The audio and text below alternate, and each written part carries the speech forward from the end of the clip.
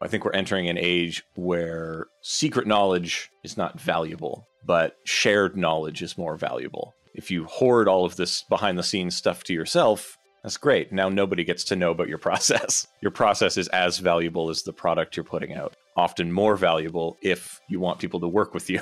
People need to see how you work. Hey Hatchlings, welcome to the Motion Hatch podcast. I'm your host, Hayley Akins. Hey, thanks so much for joining us on the Motion Hatch podcast. This is episode number 47. In this week's episode, we spoke to Evan Abrams. He is a great motion designer and he also has a YouTube channel where he teaches motion design. You can find it by going to ecabrams.com. He recently made some videos around the pre-production process, and I feel like pre-production doesn't really get spoken a lot about in the industry. It's actually a really important part of the animation process, so I thought I'd bring Evan on to talk about pre-production and why it's important to us and our clients. In his pre-production series, Evan he actually used a great tool called Millernote. Now, Millernote is a tool for organizing your motion graphics projects, everything from the creative brief, mood boards, storyboards, and all your pre-production material in one place. So I've actually been using it to organize my projects ever since Evan told me about it. And I'm really happy to say that they have partnered with us to bring you this episode. So if you would like to check out Evan's series on pre-production or Millernote, just head over to motionhatch.com/Millernote. Now let's get into the episode.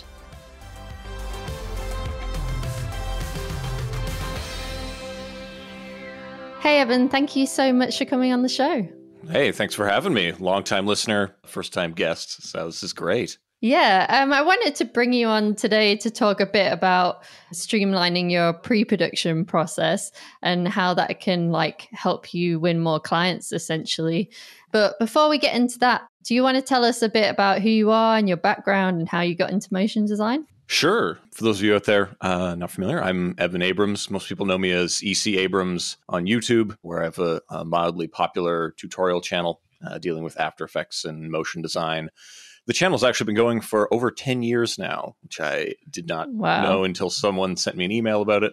And then I immediately crumbled into dust because I am old. But no, I'm only in my 30s. But I've been doing motion design for a while. I initially wanted to be in advertising, but that did not work out for various personality conflicts. You know, design and motion design I got into because of an early co-op in university. So for those of you who have either not been to college or university, co-op programs are where, they're going to send you out to do work. It's not quite an internship. Internship has kind of negative connotations. Usually a co-op program is something you're going to get paid a regular salary and expected to do the real work. There's no coffee fetching involved. And I was lucky enough to land a co-op position at Army Multimedia, a news program that runs on bases in Canada. And as the only person who had touched After Effects before, I was made graphics department of that, which is great because you get to learn to do something in a professional environment while people yell at you. So it's a lot of fun. And that was kind of, where I decided, this is probably where my career is going to go. I, abandoned a love of advertising and took up a love of actually making things people watch. It was a good transition. And, there were various steps along the way that just a bunch of happy accidents, I think, that landed me with the career I have now. I'd love to say it was all intentional, but it was not. There were a lot of points where I could have ended up doing something entirely different. But it's a confluence of how being hired in Ottawa kind of works and the way I was exposed to more international people earlier, that I've been working from home for the last 10 years, and it's been a wild ride. That's cool. Yeah, we talk a lot about working remotely on the podcast as well. I just wanted to know, what drove you to start a YouTube channel? Because that seems like a very scary thing to do. Well, at the time, it wasn't as scary. This was early internet, right? You have to put yourself in an older time when there weren't as many channels and, no one really knew what YouTube was going to become and what we were going to do with it. In fact, originally, the first thing I started doing was a bunch of us were putting up really, I don't want to say terrible sketch comedy, but I think if we look back at it in hindsight, it was not great. And I was doing sort of the graphical surrealist support on that stuff because I am not as funny as the other people who now have gone on to, one of them's a professional comedian now. So I think we both went in our correct directions.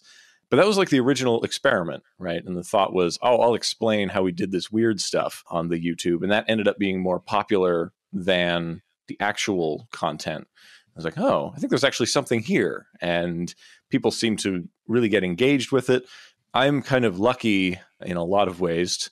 Actually, I'm incredibly privileged in a lot of ways because the internet does not react with a lot of agitation when I put things up. I feel very insulated from a lot of like bad comment. I don't know, I want to say a culture of of things on the internet that are usually negative. So I've been fortunate to not have been kind of knocked off through that process, because these days, if it was me 10 years ago today, would not be doing it because I'm a fragile person, and that would really rock me, I think, just the way things kind of are now. Got a softer landing before.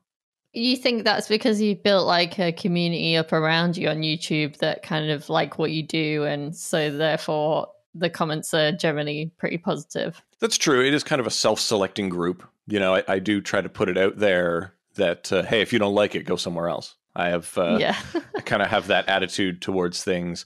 And really, if you're going to create something, you can't please everybody all the time. That's probably the biggest hurdle to get over was, if I'm putting out content, I can't make everybody happy. All I can do is make the thing I want to make. And if people like it, they like it, right? I could try to meticulously tailor it for demographics and for specific feedback, and I could aggregate a lot of data.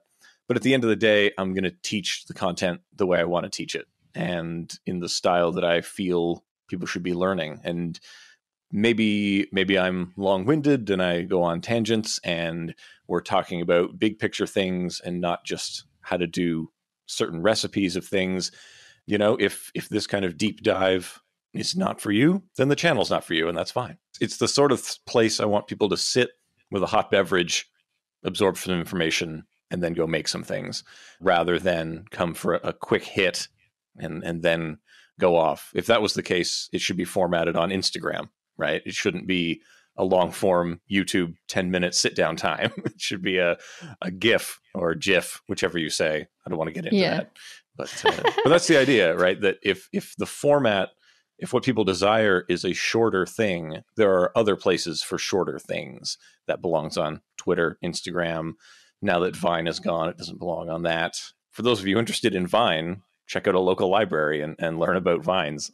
But there were, and there will be, other platforms. There have been many others, but if you want, depending on what content you're going to put out, there are various places where it belongs. And I feel that this stuff belongs on the YouTubes for now. Yeah. Do you feel like as a motion designer that doing YouTube tutorials has helped your career? Absolutely. It's very interesting. A lot of the early clients I got were people who were either in production companies or agencies, various in-house people who were looking to solve their technical problems. And they would say, oh, why am I working so hard to do this? I'll just call this guy and ask him to do it. So that was very formative. And a lot of the relationships I made during those times have stayed till now. We kind of grew together, and I have clients who've been with me 7 years, 8 years. And, we've won awards together, elevated each other's various creative endeavors. So it's been a lot of kind of relationship building from that initial contact to maintain these people. Because there are some clients that I bring on and they say, well, I'm trying to do this thing. Like, well, look, it's easier if I just teach you how to do it and then you can do it for the rest of your days. Don't worry about it. But there are other folks who they're like, well, I don't want to do this. I want to be the art director in this place. So I want to move up from production vertical in the chain. So why don't you do it? Because a lot of people have taste and they have vision, technical proficiency, not so much, right? So that's where I come in to solve those problems often for a production company, which is it's a fine place to be. You don't have to make a lot of hard decisions all the time. But with direct to client stuff, that's a little bit different. There aren't a lot of direct to client relationships that come from the YouTube channel. So there aren't a lot of brands or products that are looking at that space because they're not looking to learn to do a thing. They're looking to make a thing and to have someone come in and do all the stuff. So it's a very different path.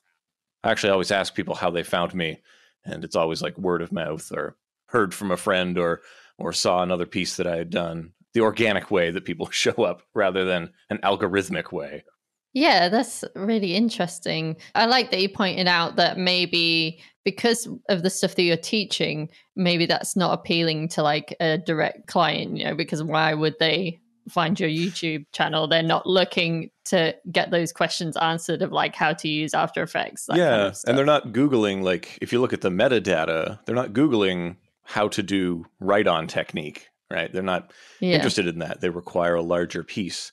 Generally, people who are searching for smaller terms, smaller problems to solve, those are the ones who come to the YouTube channel to learn. I will say, though, that it is helpful because if you're teaching things, if you're putting knowledge out in a space, it positions you as someone who knows what they're talking about and knows what they're doing, right? Yeah. Which is very valuable. The sharing of knowledge implies greater knowledge on the part of the person sharing it. This is actually something I advise to a lot of companies that, if you make a thing in a space, then you should be also positioning yourself as an expert in the space so that people are better able to understand the utility of what you do. It's very helpful. So if you're an illustrator, you can keep all of your illustration secrets to yourself or show people some behind the scenes of how things get made. I think we're entering an age where secret knowledge is not valuable, right? But shared knowledge is more valuable, because if you hoard all of this behind the scenes stuff to yourself, that's great. Now nobody gets to know about your process, right? Your process is as valuable as the product you're putting out, and often more valuable if you want people to work with you. People need to see how you work. So that's something I would highly recommend for folks. So we talked a lot about content marketing and stuff on this podcast, and I think it's a fairly new concept to most motion designers. I really like that you have quite a big YouTube channel and that you're helping people, and it's obviously helped your career. So I think that's really good. Would you recommend doing that kind of thing for people just starting out, or do you feel like it's quite oversaturated? Yeah, we have to say, like, is there a lot of oxygen in the room for that? And if you're going to be putting stuff up, you're going to be competing against established things and algorithms, and you're sort of playing a side game, right? You've got, I have to do this thing. And now, here's a little mini game that I also have to play to compete in that space. If you're sharing something, with the goal that you will spread knowledge and information, that's great. And you're putting it out there. If your goal is that many people will attend to it, that's a very different challenge to get into, because you're going to require, knowledge of metadata. You're going to need to know about promoting things. You'll learn a lot in the project, right? I wouldn't say that there's no value to it. Just hedge your expectations that it can take a long time to build traction. It could be a long haul to do those kinds of things. And if you enjoy the process, definitely do it. If you don't enjoy the process, do not do things you don't enjoy. If they're both unpleasant and not fruitful, is kind of the tricky part. Because sometimes you have to think about who you're trying to reach and why you're trying to reach them.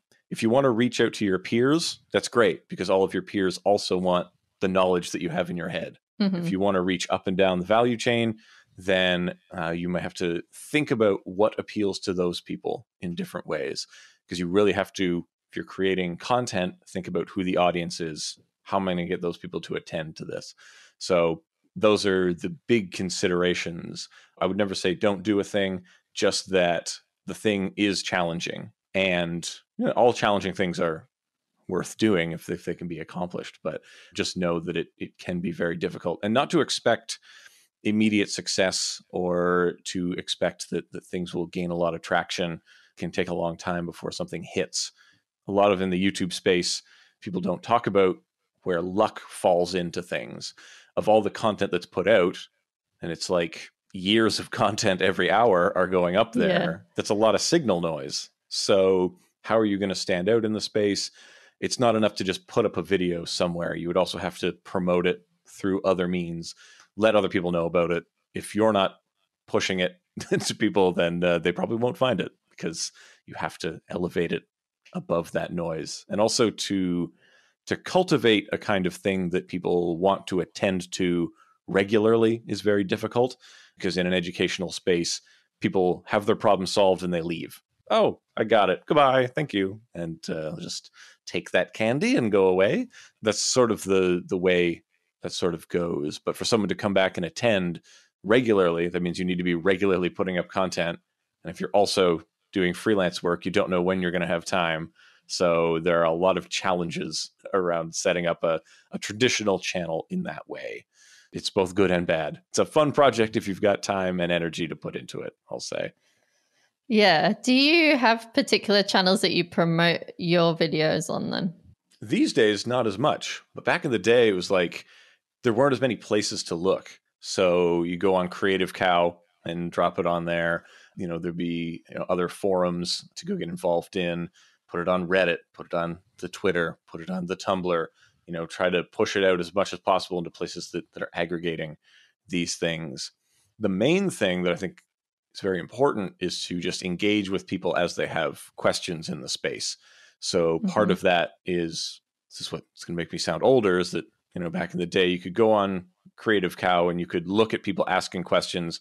You could try to answer those questions so that people know, oh, this person has some answers for me, right?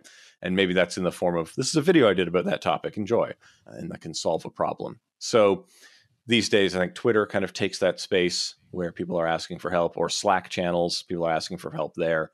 So just being present, and a lot of people kind of fall in the trap of just consistently promoting their own stuff is the trouble. So if you're just, well, I'm on Twitter, people who follow me on the Twitter, I'm also going to tweet out, I put this video up, which is great, except the people that follow you on Twitter already have probably seen it because they're in your ecosystem of things. So you're really just reminding people of what you've already done. The trouble is that you need to be getting things in front of people who don't know you yet. And where are they, and who are they, and how do we get there? And that's all about kind of researching these overlapping areas that you are perhaps not hooked into yet, but you would like to be. So if you think of it like a Venn diagram, think about who else is interested in this topic, who else is interested in this space. Does it have overlap with other areas that I'm not yet known in? So rather than only talking to one certain space, you need to be thinking about these ancillary, I don't know why I'm showing with my hands these circles, but for people who see this in the video form, they will know. But yeah, that's kind of the general idea, that you want to try to talk to people who you are not currently talking to. And we then get into the question of these unknown unknowns. And, there's a lot of things in that area where, again, you're thinking about, who is my audience now? Who do I want my audience to be? Do I want to go deeper into the groups that I'm currently in, or do I need to start going shallower into broader groups? This is all fairly nebulous, but hopefully it's helpful. Yeah, I mean, I've heard that kind of thing a lot on like entrepreneurial podcasts and stuff like that. Like, you should go out and try and be like part of the community, and not, this is me, this is me, this is me. You need to it's kind of a bit of give and take. Like, you're like going out to help people, and then they're like, oh, this is what this person does. They're always talking about that, and kind of being more helpful in that way, I guess. Yeah, we were hopefully reaching more of a sustainable circular model of how people attend to each other and promote each other's stuff. The idea that sort of there's one leader and it'll drag everybody else up. We know that's not true, but if everyone supports each other, then we start going in a direction, building more of a mass that way. It's one of the reasons that I, started a local motion graphics meetup here locally in Ottawa. It's why, I try to respond to every comment that has a question on videos, just because the engagement with people is what drew me into this thing. And despite any other metric of success, if people are getting earnest help from a thing and it's solving real problems, that's the dream. I always think about. Yeah, definitely.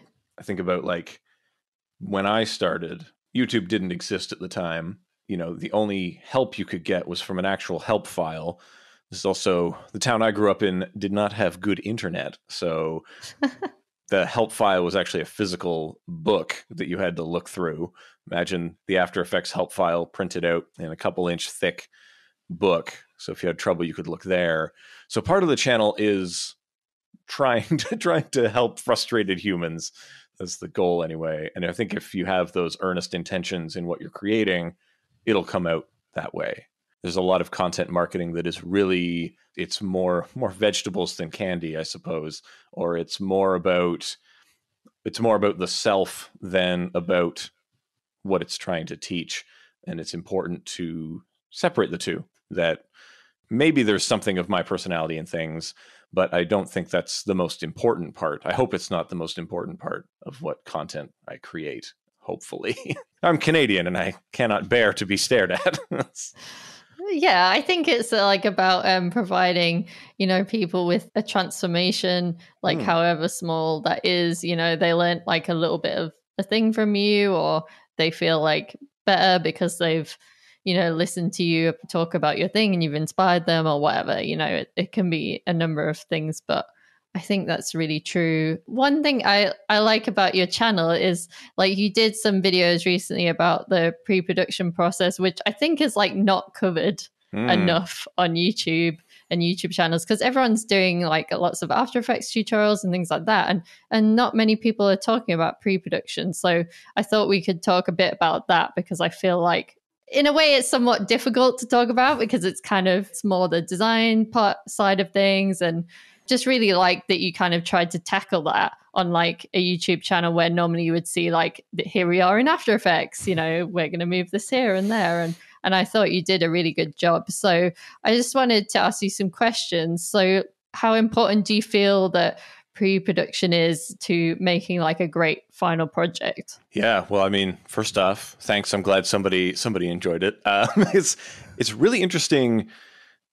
I think it's essential. I think pre-production is the most essential thing you're going to do, in the same way for anything, no matter what you're doing, no matter whether it's designing a chair or whether it is, designing a campaign or whether it's making a GIF or a GIF or whatever you're making.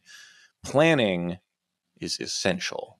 I'm going to say that a lot. And it's not talked about a lot because it's not an attractive thing to look upon. There is no immediate dopamine response to learning about pre-production, because you still have a lot of work to do. And I think everybody's process is maybe a little bit different, and that it's kind of personal. I would hope that it's taught a lot in schools, that a formal design education, a formal art education is covering these ideas, because pre-production, in my mind, is the only way to achieve great production. It's the party that happens before the party. You can't get somewhere if you don't know where you're going. You can stumble blindly in the wilderness, and maybe where you end up is where you wanted to be. That takes a little bit more of a willingness to settle on something, or it takes a lot more gas to get there, because you got to go wee, and you explore, and then you're somewhere. But most of the time, we don't have the luxury of doing that. I come from a business environment. It's that advertising background, that we have to have a goal. We have to have a direction. How are we going to get there? We're going to work the problem. We're going to figure things out. It's not a nebulous wait for the muses to strike me with inspiration. There's a process. You can work the process. You'll end up with results. Are they divinely inspired results? No, they are not. They come from the minds of humans, and sometimes it's a collaborative process. Sometimes it's a solo process. But even for your personal work, even for collaborative work, have a process. Go through the process, because it allows you to do a lot more things, to realize other versions, other avenues, other things you might not have considered if you're only driving towards the finished product right away. And this is very important, because as you commit into a certain avenue, you're going down a very narrow path, right? And if something goes wrong, you have to back up and try another way, or back up and try a different way to get there, if you're focused only on that one thing.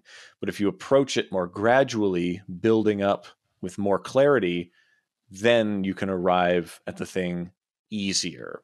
And in a commercial production sense, working with clients, being able to share what I like to call the fullest version of a piece with the least amount of effort is the idea. Like, you don't want to put 20 hours into something and the client says, I hate it.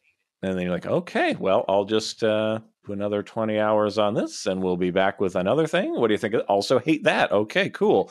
You would want to put like 4 hours in, or you would want to put in 12 hours and have 3 versions. Pick one. Now we go there. So this idea of refinement is very helpful as a communication tool, right? So pre-production isn't just the products you end up with. Yeah, you're going to have a mood board. You're going to have a storyboard. You're going to have a script. You're going to have these things. But what are those things? Some people assume, well, those are just steps, and then we reference them as we go forward. Well, that's true, but pre-production creates communication documents. And you communicate even in a personal project. Let's say it's just me. You think, well, who am I communicating with this? Yeah. Well, it's you. You're communicating with you. Past you, who made those, is communicating with future you to continue the work. There, you might be interrupted somewhere in between that, like, oh, this something comes along, your personal project is derailed. And then, oh, what were those insights I had before? I don't know. What was the direction I was going in? I don't know. If you have good pre-production, you will not lose that information. It will be cataloged. Likewise, if you're collaborating with other people, even in a non-commercial context, you can both see, this is what I'm thinking. This is where I'm going. Oh, what are you thinking? Oh, interesting. You can get there. It's like the way a painter works in broad strokes, in value, filling in the canvas. It's going to be dark over here, bright over here. Ooh, okay. So now we fill in layers of detail as we go along.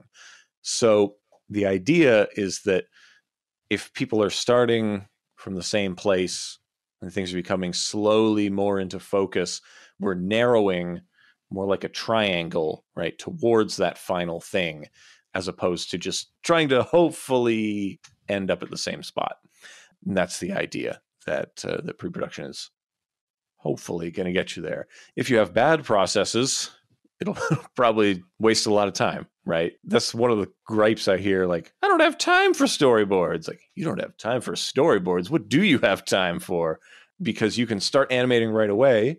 Someone comes in and says, change it, change this, don't like this scene, blah, blah. And you've already spent so much time on this final looking version of animation because you've gone linearly through this thing. Yeah. That's a time waste right there. And if you're not billing for those hours, hopefully you are. But if you're on a fixed price kind of thing, or you somehow run into the scoped hours for a piece, well, that's going to be a bummer. And we want to avoid bummers wherever possible. So, yeah, I guess to sum it up, essential is where I rank pre-production.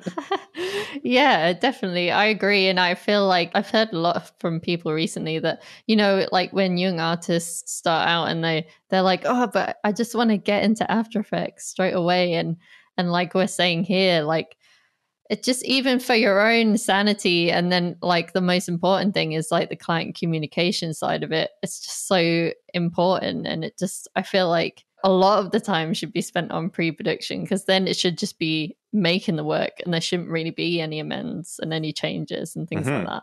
Yeah, because we talk about like sort of an approvals process, or, how much of the thing do we show before we have sign off, right? So usually you want to try to be presenting things so people know what they're getting.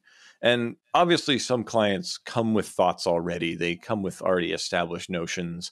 If you're further down the pipeline and you're answering to an art director and you're answering to a creative director and you're just doing things, then you would hope that they're able to dump all of this pre-production on you.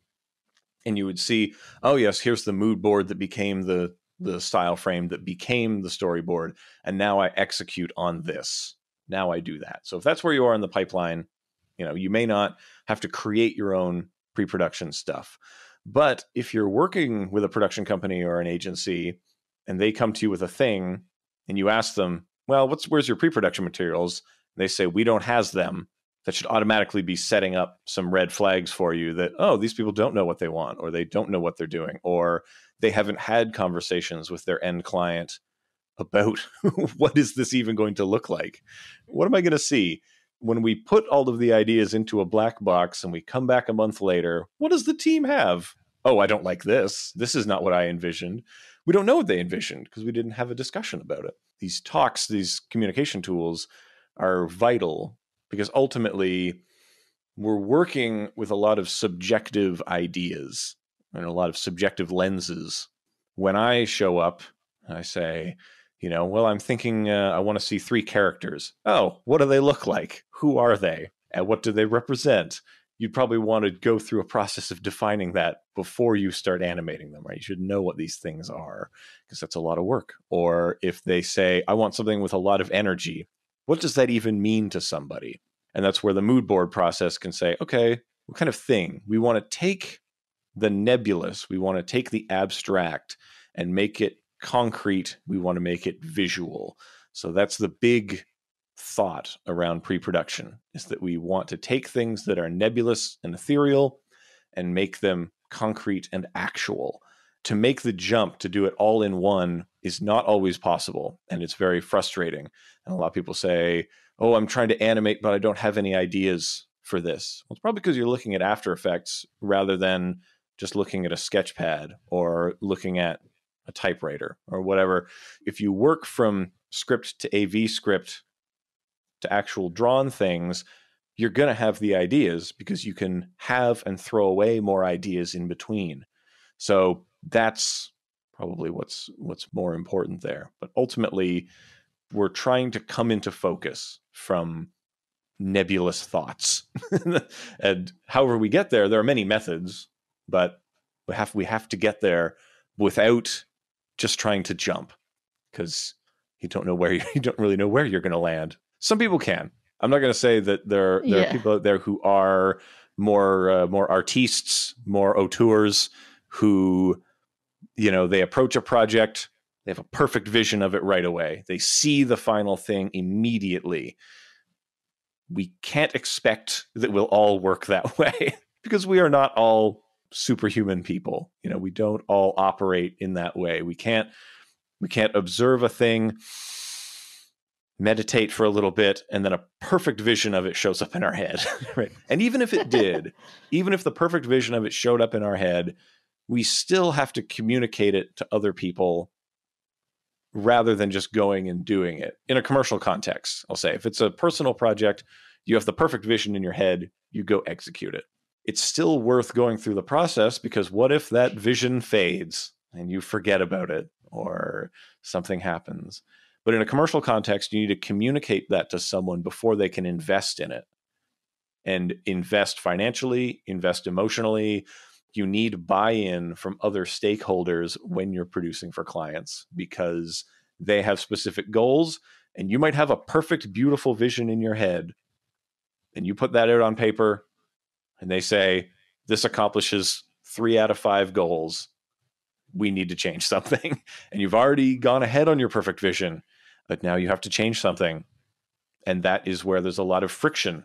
I hear a lot of people say, like, oh, clients are so dumb, they don't understand my vision. Like, did you try talking to them about it? Because no one can understand what's in your head, because they aren't you. They don't have the same subjective lens on reality. So help them.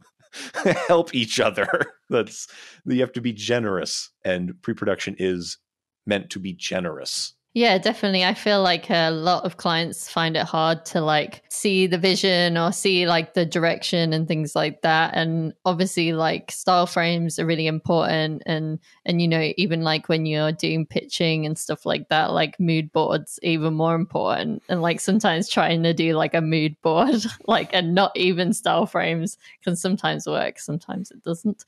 But, well, mood boards I was going to say, mood boards are interesting because when we collect a bunch of images together, the client might attend to certain parts of them that we're not attending to, right?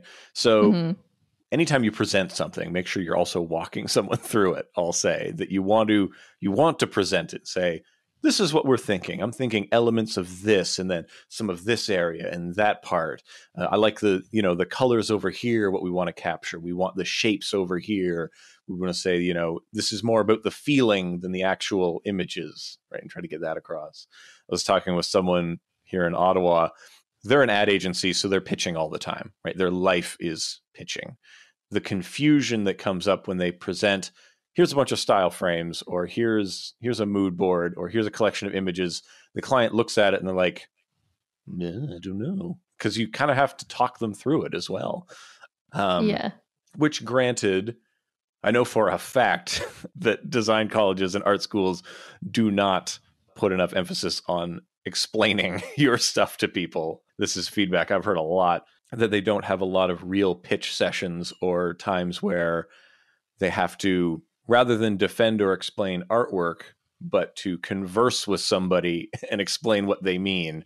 That's something that I think is lacking, and it takes practice. It's a skill. It's hard. I'll say those things about trying to communicate with clients, especially in an age where so much is done now over email and Slack and text messages. To actually get someone in a room is hard. To get someone on Skype and share your screen and show them what you're talking about is hard, because people want something immediate. They want to believe they understand you just from 2 sentences, and they want you to understand them from just 2 sentences. Stop, pick up the phone, make sure you explain it. Render what is ambiguous absolute, so that you don't present your mood board. You're taking something from it, they're taking something different from it, and then you move on. That's the danger. It's my spiel on mood boards, I suppose. But Yeah, I definitely agree with that. And like you were saying, I don't think that it's taught enough about like presenting skills and things like that. And, we talked a lot about like tools like Slack and stuff. And I think that one of my like biggest pet peeves from like working on mood boards is just like finding a good tool to use for mood boards. I just gone through so much different stuff and like made some in Photoshop and made some in Illustrator and then like exported them as PDFs and done all this thing, and then it's really hard and you're like, oh, but how can we get like videos in there? And I was just like, in your videos, you used a tool called Milanote, and it just looks really good. And I've started using it for some organizational things as well. And I just thought it looks really easy and good to do mood boards, because you can just drag things in and use like Chrome to just pick stuff up. And I was just really impressed by it. And you just showed it in a really good way by doing this like pre-production thing. And it just looks really good. yeah, the Milanote team, like they come from the advertising world, right? So this is a tool to solve a problem. So a lot of people are like, oh, I can make a mood board in Photoshop. Hey, you can make a mood board cutting things out of magazines, Yeah, exactly. But one of the things that is difficult is getting feedback on a thing. So when you can share a board and people can just comment right on it, like, I like this, I don't understand that. Here's a picture of what I was thinking instead. Super valuable. So as a collaborative virtual space, Milanote is fantastic for that kind of thing. A lot of the things we get into collaborating with teams, that we can both be out there picking things and throwing them on the same board, virtually. I'm in Canada right now, you're in the UK right now. So across distance and time, we're able to throw things together, especially if, you're working with an art director, you're working with other members of the team, and they're pulling ideas together. If you're going to cobble them together in Photoshop, and then you're going to export that and email it to me, and then we need to make edits. Okay, well, then we'll go back to this. So there's all these steps, right? We want to have a more immediate response to things and the ability to change things more quickly and to scale them up and, present them in a professional way to people. I think is important, that it's not just, here's a collage, I'm just going to dump these thoughts on you. Thanks. Cool art. You want to be able to make sure it has notation and makes sense, and you can talk someone through it and they can go through their concerns. And that's one of the areas that really grabbed me about Milanote, is that you can arrange these things as a tool. Like, they're meant to be communication tools rather than static documents. And that's kind of what really grabbed me about that. And the team over there is earnestly dedicated to helping people make better things through better planning. They're great folks. So they're out in Australia also, so their accents are delightful. Yeah, and I think I just really like using it as well for like organizing my week and my projects and stuff, like sticking things in there. Like it's not just for images. You can put like little snippets of text and stuff and organize it in loads of different ways, and they have templates and things like that. So I just thought it was a really good tool. Yeah, so it's helped me out quite a bit in organizing ideas. This idea of a clipper has been around for a while, but I'm a very visual person, right? So to arrange things and to be able to like scale them up if they're more important to me, or scale them down if they're not as important, or physically move them over here, that's a later thing. This is a today thing. You can't see it right now, but in front of me is a wall that kind of mimics that. It's covered in clipboards, and those have things stuck to them. And it's a wild scene up here, but that's how I organize thoughts and projects, is visually and around. It's there's a hierarchy to it. No one else can really understand it because it's my office, and that's my personal space, but it's a system nonetheless. I think we talked a lot about communication. Do you have any like other tips for communicating with clients when you're working remotely? Oh, absolutely. One of the big things, I think I said this a little bit before, is when things seem ambiguous, don't assume, and to make sure that you are calling people, following up. Everything's becoming more terse these days, and it's becoming a lot shorter. You can take notes from a client and just enact them, whether you understand them or not, or whether they understand why things are the way they are. You can get things that are just one sentence and feel a certain way about that. When I first started out, these kinds of terse communications were very agitating. It was very unpleasant. It's like getting some kind of orders from somebody. And the trouble is that we teach people how to treat us, is kind of the thing. So if you're not engaging with stuff, people assume that you do not engage with things. So if you want to be engaged with, then you need to sometimes make that happen. Another thing that's important is to remember that if you're brought in on a project, you're there to complete a thing, and you've been selected to do the thing because you're capable of doing it. If you don't agree with a direction on something, it's not bad to have opinions on things. Most of the time you're brought in because you bring something to the project. That's what I've found a lot, is that a bad script comes across my desk, or a substandard script comes across my desk, and it could be better. This could be more succinct. The language could be sharper. These ideas could be better. A little bit of pushback on that to say, hey, have you thought about, maybe we say it in these ways? Maybe we cut out 50% of these words. What do you think about that? And they're like, no, the client wants those in. Okay, I understand why it is the way it is. We can proceed. Rather than just saying, what a dum-dum, and proceeding with it, right? You want to make sure that you understand nobody wants to make a bad thing. No one gets up in the morning and is like, I'm going to make a piece of crap today. Everyone wants to make the best thing, but what is best is subjective. What is on budget? Is that your main goal? Is it reaching certain segments of the audience? Is that the main goal? Is it producing a very specific look in the end? Is that the best? So what is best is subjective. So that's probably one of the biggest things to remember. The other big tip is to remember that you're a person, they're a person. You make mistakes, they make mistakes. We're all imperfect beings.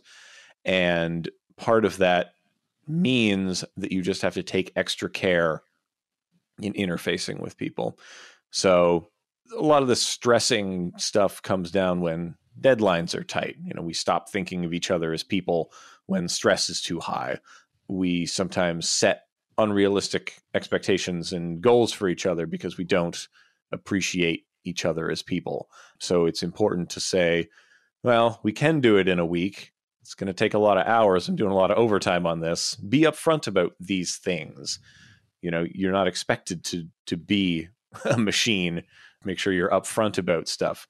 The worst thing you can do is say yes to an unreasonable thing and then be agitated when it's unpleasant.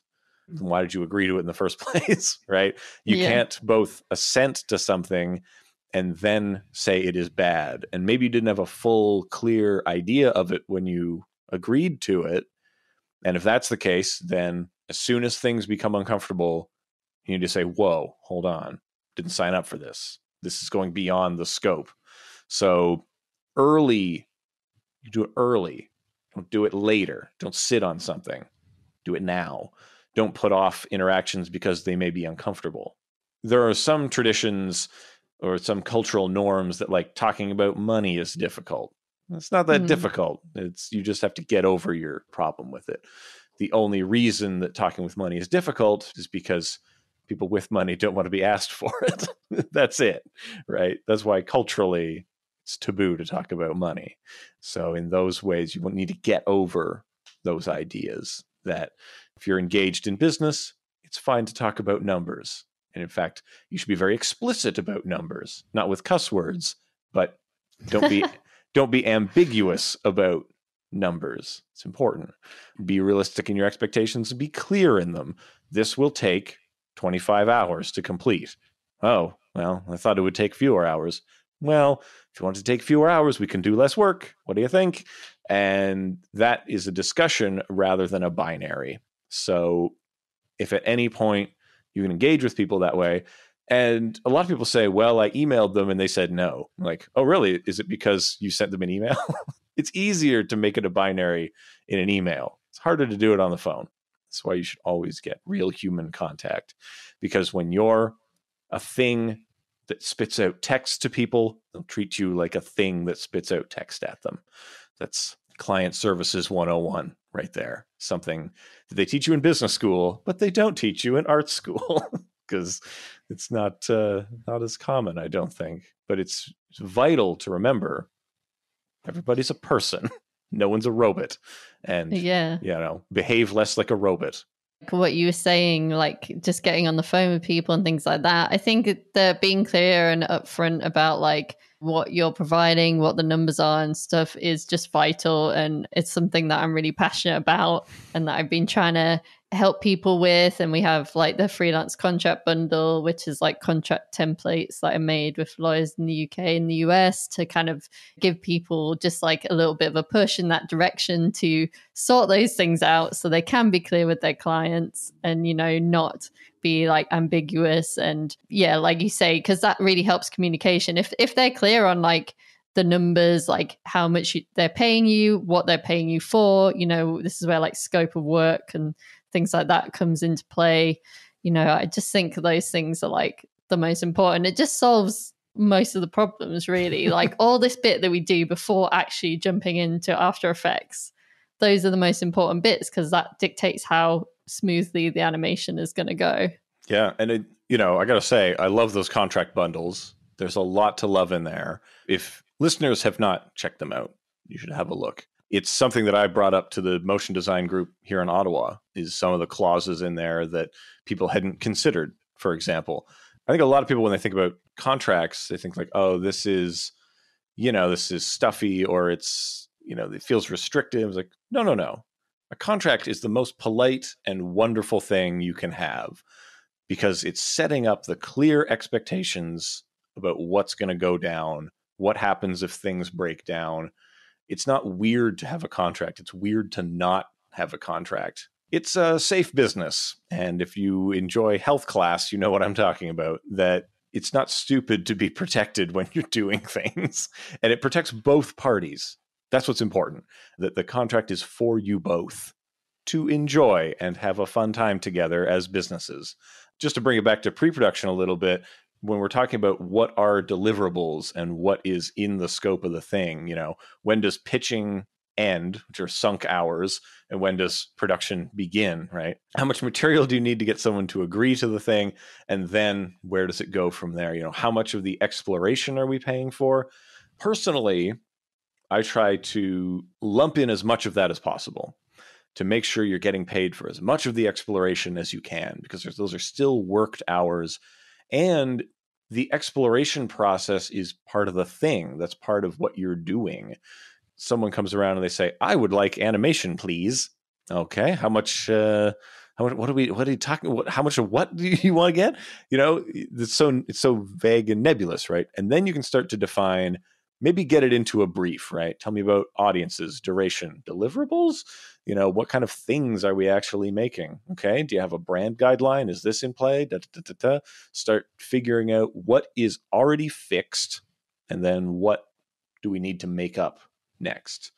There will always be a bit of work that goes into winning business. I think that's not something you can avoid. Often when I'm going direct to client, we usually get as far as an AV script with them in the case that they've already provided a script. If they have not provided a script, that's definitely something that should be billed for, because there's a lot of development hours that go in there, right? That's not free time. That's real time. It's important to make that distinction when you're working things out, when you say, okay, all right, client, we're going to go on a fishing expedition together and you're paying for gasoline, right? And maybe we find some fish, maybe we don't, but we're going on an adventure together. So then you make the pinching motion that means give me money. That's part of the process. And then the big question is, who gets all these materials? Who has them? Who owns these when you're creating them? You want to be explicit about that. Whenever I'm doing work for an agency, for example, they own the materials usually because they need them for continuity of service in case I'm hit with a bus, whatever happens. They need those because they have an ongoing relationship with a client. I have an ongoing relationship with them. And you know what? That's their biz. Enjoy these things. Who owns what? Do they own the thing? Are you licensing the thing? Whole lot of questions to go through that a lot of people don't consider. But again, part of that is in planning how you're going to work. The worst is when someone comes to you for a project and you draw a blank and you got nothing. I don't have a process for this. Ugh. And now you're really up a creek because you're winging it, right? It's the same mentality that, I'll figure it out when I get there. Like, well, maybe you should have a plan now, because you don't plan. We don't make plans so that we can be panicked, right? We make plans now so that we know what to do when the time comes. Having those processes in place also makes people feel cared for.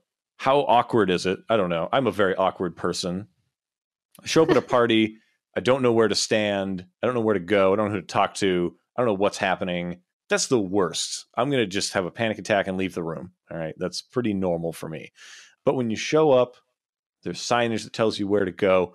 There's someone handing out drinks and, oh, okay, no, I know I can do this. There's clear signage about what to do. It's less anxious. As a client, it's so much more relaxing when someone says, hey, we got a process. Let's go through some steps together. Come this way. You can hold their hand and take them through a thing.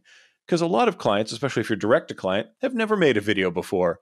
They're a startup that rents sneakers, right? They don't know how to make video. They have no idea. They don't know what a mood board is. They don't know what a style frame is. They don't know any of this stuff, right? Take them through it. Be kind to this person who does not know these things. And I know it's frustrating to deal with people who do not know, but that's part of it. That's part of the thing. If you want to be an isolated artist who never deals with other humans who don't understand your craft, I'm sure, you can Vincent van Gogh it if you'd like. For those of you who don't know, Vincent van Gogh was a kind of lunatic who made beautiful paintings and one day cut off his ear to impress a lady. So he made beautiful artwork, had no interest explaining it to anybody, was a crazy man. When you want to work with clients, if that's something you're going to do, be prepared to have some mitigating methods, right? Prepare yourself to deal with people who don't understand what's happening and who want to be assured. The biggest thing is assurance. People don't necessarily want to understand how to do the stuff. They want assurances that there is a process, things are being followed, we know what's happening. It feels like a lot better value when someone says, hey, here's a process, we're going through this, these are some steps, as opposed to, good, I'm going to go into my cave now and I'll be back with an animation for you, right? That's a much scarier proposition. Certainly, you don't want to get micromanaged. So again, you have to be upfront about who's doing what, who has input on what, who are the stakeholders. it's vital to have that thought going into things, into all of the things. You can probably tell that I'm a very boring person, right? That's kind of the thing. I live my life to be unexciting and boring, especially in business. Well, I think prepared, maybe I would use the word prepared is right. better. It's not a romantic way to be. It's not like, oh, we'll just... Now, when I'm traveling, when I'm on vacation, I don't make any plans. I don't make a single plan when I'm not working, right? But when I want a reduced stress lifestyle, I plan. I figure things out. I take the long view. If you're always bouncing around things, you don't know what's happening, it builds anxiety in people, especially in yourself. When we talk about like how important mental health is and how important moderating your stress levels is, part of that is being prepared and making things less ambiguous for yourself. Alternatively, you can make yourself more comfortable with ambiguity, right? As long as you have a plan and you know what you're going to do, you can't control outside forces. Right? You'll never be able to control what curveballs happen. But if you have a preparation, like, okay, I can handle this. I have systems will handle this. When the client disappears, what system handles that? Well, the contract handles that. That's what explains, well, what do we do next? We move to binding arbitration. And then we take the slide down to that thing, right? It's what am I going to do? Oh, hold on. I do this. It's that easy. You don't have to fret about it. And then, oh, okay, that didn't work. What's the next step? We mark it as a loss on the balance sheet. We move on to the next thing. You can feel bad about it. People can have emotional responses to things. But if you have a plan, it's not the end of the world, right? I sent in the storyboards. Yeah. They say these frames got to go. That's not so bad. It just affects these things. At least we didn't start animating it yet, because that would really suck. So those are the things that, like, preemptive stress reduction, just good stuff. Yeah, definitely. Yeah, I definitely agree with all those things. And like, if anyone is like, how do I get started with any of this stuff? You know, if you go to the website, you can find the freelance contract bundle there, and that'll just help at least inform you about the things that you should be including in your contracts and giving to your clients as well. Yeah. So if there's one thing that you wanted the audience to take away from our conversation today, what would that be? I think the big thing is great work doesn't just come fully formed into the universe. I think we all want to produce great work, and it doesn't just pop out of people's heads. You know, it doesn't just show up. It doesn't come from the ether. It doesn't come out of dreams.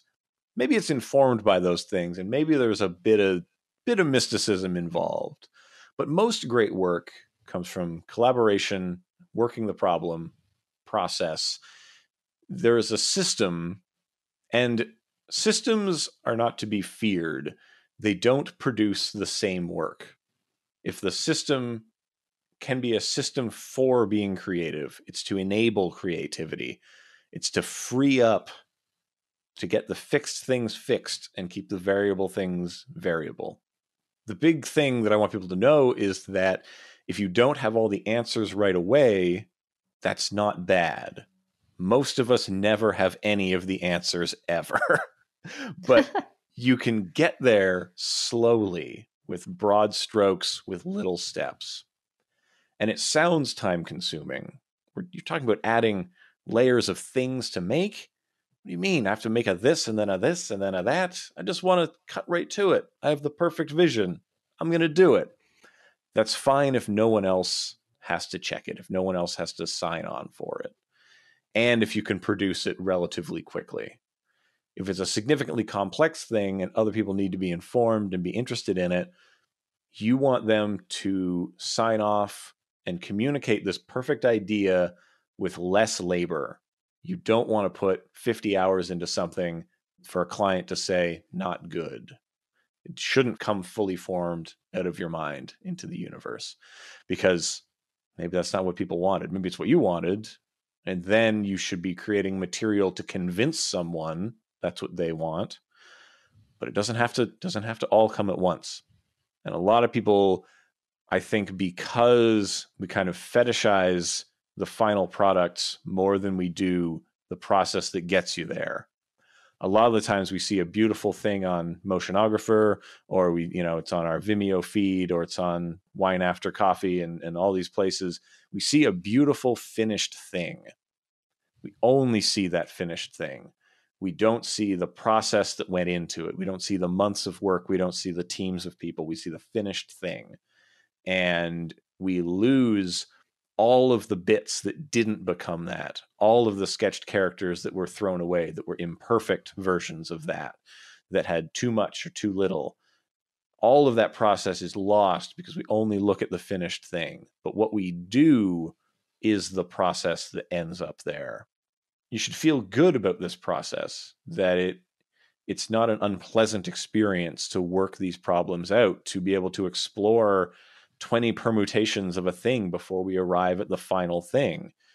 That's, to me, the best thing. That's the freest moment. I don't have to commit a lot of time with my butt in the chair. I can sit in the park with a notepad and come up with 100 ideas that are wonderful and impractical, and we don't do any of them. But that process is important.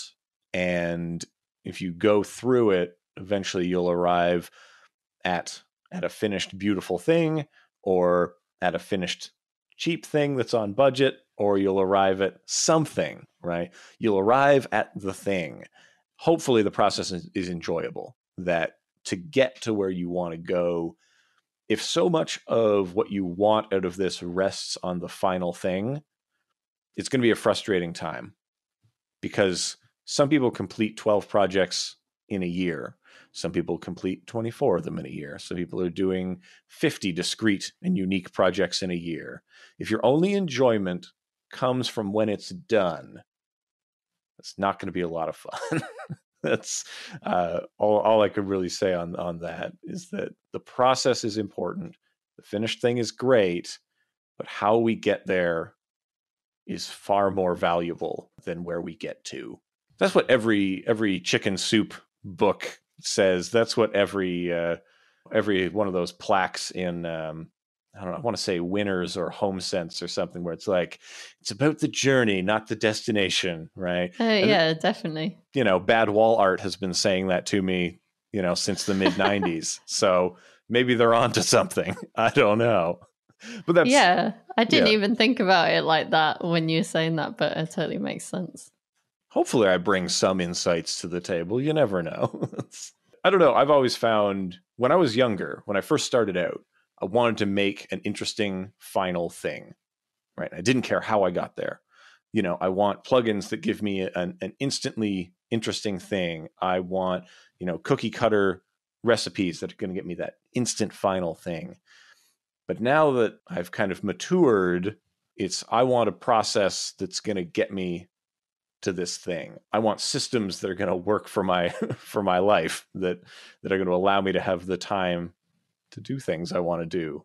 It's not that making motion design isn't the thing I want to do. That's the thing I want to do for as many hours of the day as my body will withstand. But the process that gets us there is still more important than cranking stuff out, because maybe you're not making the right stuff, or it's not meeting certain goals. We can't know that if we jump right to the final thing. And this deeper understanding of how we're going to get there and what the most effective way to get there is. We talk a lot about After Effects. That's the program I'm most comfortable using because I've used it the longest. But in your pre-production process, you might identify this scene is done better in Cinema 4D, or this is actually going to require traditional animation techniques. So we need to open up CC Animate or Harmony or something, right? Or we identify through the pre-production process, we need to bring in another staff for this. I need to outsource these parts. I can't do that. I need textures of ladybug wings. I got to go get those. That's part of this process, right? If you jumped right to the final piece, you'd be thinking, how do I make this weird texture? It wouldn't occur, right? Because earlier in the process, during our asset creation phase, we identify and we get these things. So when you go to animate, you've already got all your things. You've got all the things you'll need. They're already right there in a bin, and you're ready to just do it. So that gets a lot easier when you've planned this stuff out. I think when I was younger, I could be running around with my head cut off. Oh, maybe I'll do this and that. Oh, now I'm stuck. I'm linearly, I'm working from scene 1 to 10. Oh, I'm stuck on 5. I don't know what to do. And I can't start on 8, which I already know how to do because I'm stuck here. I have to go linearly. You don't have to do that. You can work on the easiest thing. You work on the hardest thing first. You can break up your time better. You don't have to solve every problem in a row. You can start with the things you can do and then figure out the things you can't do. So, and it starts to get easier when you break up a project in that way. And you can only do that if you observe your pre-production process and you can see, oh yeah, I see. So this scene is kind of a compartmentalized thing. Chunkify that. This is compartmentalized. I'll chunkify that. It becomes a lot more efficient to work in that way. And you wouldn't be able to do that if you don't have a process, if you haven't thought critically about how you work. That's important. That's what's going to make the big difference about going the distance, making this a career. How do you work? How do you make these systems work for your life? If you can work 20 hours a day, and my dog has left the room because he finds these conversations to be tedious, but you have to maintain a dog. You have to have real relationships with real people, or not. There are people who do not seek relationships with other humans. That is a fact of life. But, for me, I would like to make sure that my wife does not leave me because I work 20 hours a day every day. That's just an unpleasant person to be around sometimes. And my dog doesn't want to hang out with me because I talk about motion design too much. So I'd like my dog to like me. So, these ideas, it's part of the process. It's part of why just winging it is not great. You don't know what you're doing from one minute to the next. Very stressful. And that's probably, that's my dream anyway, is that hopefully people will be less stressed after they listen to this.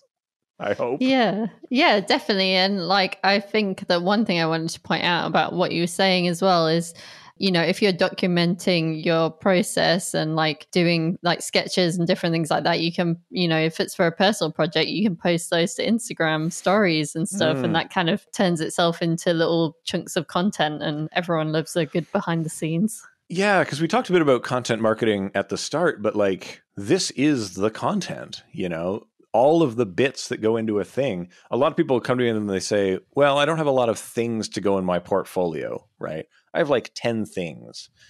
Well, that's great. But when you have 10 finished products, but you could have 10 pages that tell the story of how that was made, which shows a deeper understanding, right?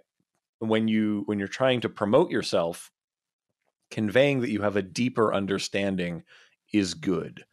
So showing the final thing, that's the hook that gets people in. Then they see, this person knows what they're about. Look at all these sketches. Look at all this stuff. They don't just make this. They don't just crap out a product. They're not just a robot that exports MOV files, right?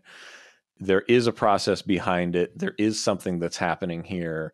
This person has value because of this stuff.